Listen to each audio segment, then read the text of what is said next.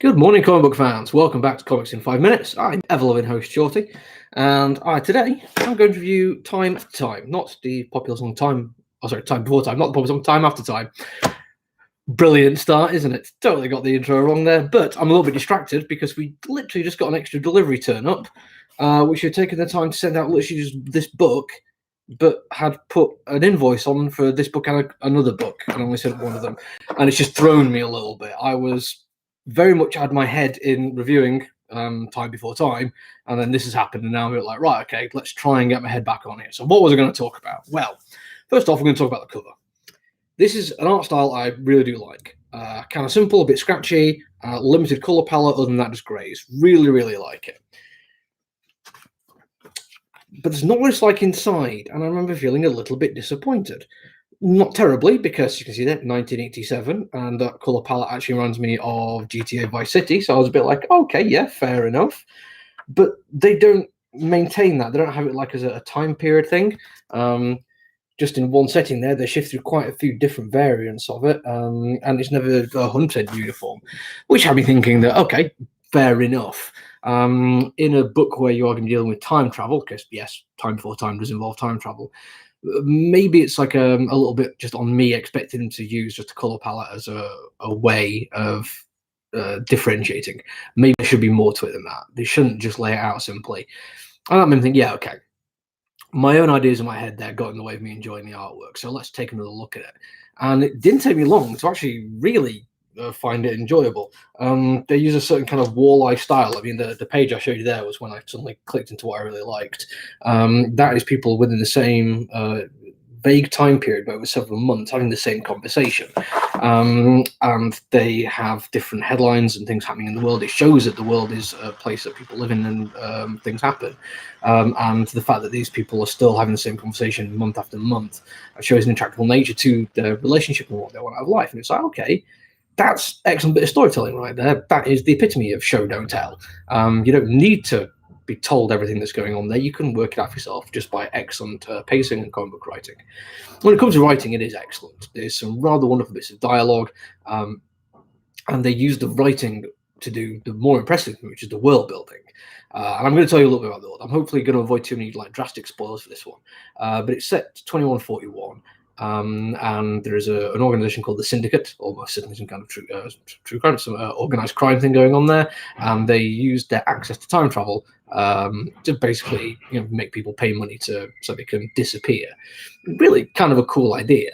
My first thought was, well, how do they get away with that? I mean, surely if time travel is a thing, they just send them back in time and stop something else going back after them. But it turns out time travel hasn't been invented in 2141. It gets invented at some point in the 2400s, and they've managed to acquire 10 time travel pod capsule things from somebody in the future and are using those to fund their illicit endeavor. And it's like, oh, okay, I actually like the idea of that.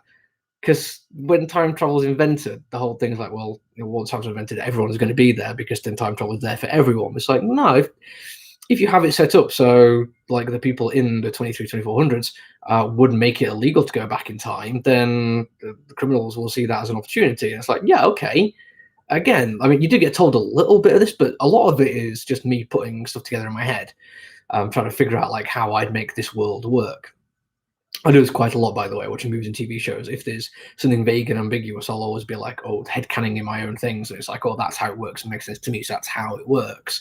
Who knows? We may find out more that's going on this one, but I certainly don't mind that.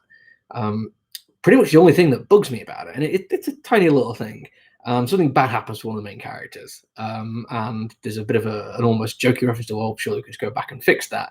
And this one's be like, oh yeah, we can totally do that, because it's not like massive problematic, damn near impossible to cause way more problems than it causes. And it's like, yeah, okay, I've seen enough time travel things and read stories and stuff like that. And yes, I understand we're dealing with a fictional idea at the moment, but there's always seems to be like problems that can come about for it.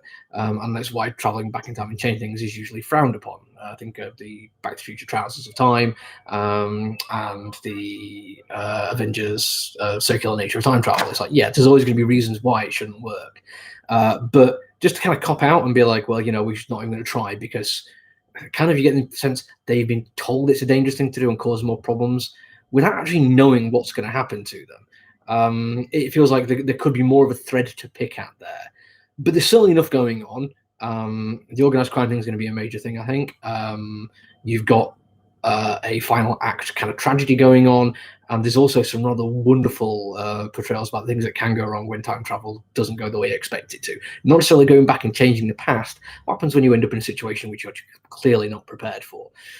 Overall, really cool writing, really cool art. I mean, the art style is something that I do really, really love. There's a cityscape, sorry, do this way around, which has that like fixed point perspective, but also slightly curved, which fits with the whole wall I think they've been doing. As a style, it's one I really do enjoy. I'm not entirely sure I'm going to pick it up monthly, but I'll certainly check it out in the collection when it comes out. And I would recommend it, actually. I don't think I'd struggle to sell that to somebody if they're looking for something a bit interesting, a little bit different, and just a lot of fun. Okay, that's it from me, though. I'll be back tomorrow with another review. Stay safe. Bye.